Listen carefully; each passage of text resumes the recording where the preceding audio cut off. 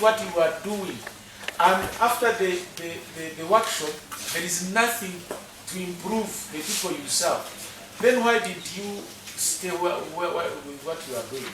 Okushaba okwo kukozirwe Justice Rubarema oli omuhwezi wa Commissioner omukitongole kya Ethics and Integrity eky'ebyemicwe n'emitwalize ekirukujunanizibwa n'enshonga ez'ebyeddiini ekirukolera hansi ya ofisi ya President obukibeere kiineho orukiiko ahagati y'abeebembezi b'amadiini hamwe n'ebitongole eby'amadiini orubeire aha mbuga nkuru za district eya Masindi. Rubarema agizire ngu tariho eddiini n'emwe erukuhagira obushomanguzi arukuhamya ngu omukiiko ogu gubasa okusingurwa habaho okukwatanisa ahagati ya gavumenti hamwe n'amadiini. Ogu ashabire abeebembezi b'amadiini okuteeka aha rubaju kwebaganusamu kwabo aha bw'enyikiriza y'amadiini agu barumu ohireho bakwatanise omukuteekaho emicwe mirungi na n'enkora ey'embalirra. But it means, and there is no religion that teaches that be corrupt. There is no religion that openly does that. That means there is something we have not done. This corruption can be defeated if government teams up with churches and mosques. And this is the reason we are here. Rubarema agarukire yashoborra ngu okwatanisa hagati yabo nk'abanyadini hamwe n'abeebembezi ba gavumenti nekyo mugasho munonga omukurwanisa obushomankuzi n'oburwenguzi ekirukureetaho empeereza nungi omu bantu ba butosha. Once and for all, and I have told you the solution is teaming up, partnership and collaboration between government and religious and faith organizations to defeat corruption will bring about good results, so that you don't sit at the pulpit and you begin condemning government. Oh, government sits there and begin. It's easy. You can easily shift blame. You people who are in church when we're teaching the Bible and the Quran, people don't eat that. Well, it sounds like it is real, but what if they chose also to blame you?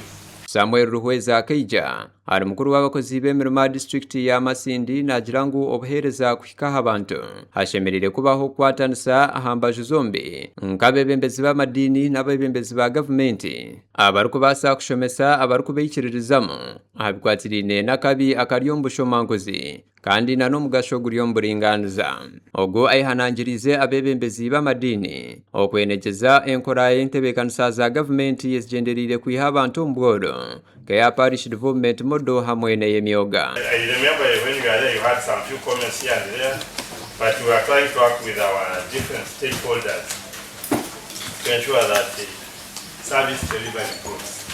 And it can only improve when you give us information or when you talk about the number of issues, talk about corruption, injustices, and other things. But also, as religious leaders, we want to talk about development, faith against poverty. Reverend Raymond Kaija aldini wa Midwestern Dinare ahabwa Lutheran Church of Uganda nagira ngu abeebembezi b'amadini obwire obumwe nebasigwa heru omukora amateeka na nebiragiro bikurwanisa obushomankuzi n'oburwenguzi kandi obwo nibo barikuhika hansi omu bantu. That there is a gap in policy. We need to have a policy in place that empowers the church, other than the church being at the receiving end.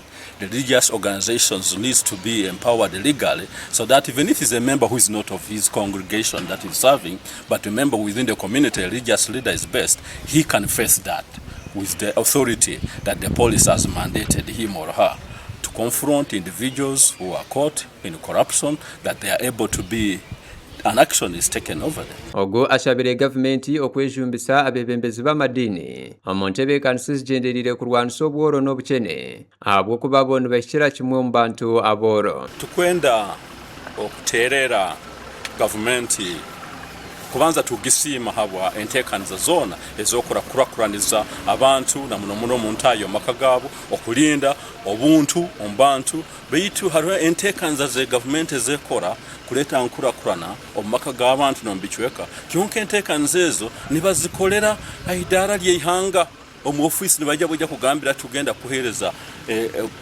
okole omulimo gunda guno kulwa warugamu betu twetagisa kurora nti twayama abantu baito mbunaku leka tutandike nabo kuyikara nabo hansi tubahabuze kiki ekizibe kimwina kiki balemere kwekurakuraniza. Reverend Canon Ronald Mukuru arikarani wa Diocese ya Masindi Kitara nagirangu nke kanisa nibeza kushomesa habyokurwanisa obushomankuzi na munonga ombana bato nekigenderwa ky'okuza abatura abo bujunanizibwa kurwanisa obuli bw'enguzi abaana bato bakuzibwa omulingo gw'okumanya n'okutiina Ruhanga abebembezi b'eddiini tuba ntutebeza ekigambo turwanisa muno kurora nti twatebeza abantu bayikiriza Kristo abantu bamanya Ruhanga kandi barubata omulingo gw'okwari kusiima.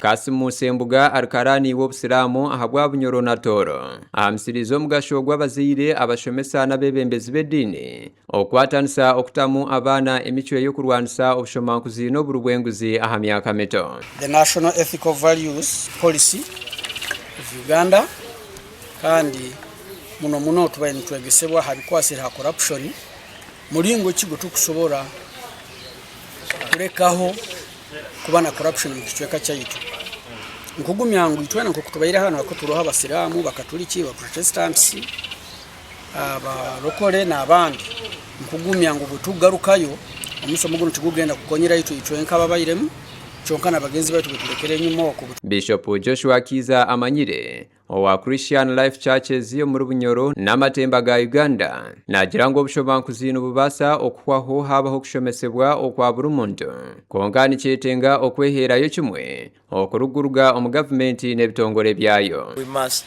fight corruption right from the system. We are not going to fight corruption by mere talking and moving around. But the whole issue is we must look at the system. Gasha kwa Innocent atuganyira ahabwa Tayari West.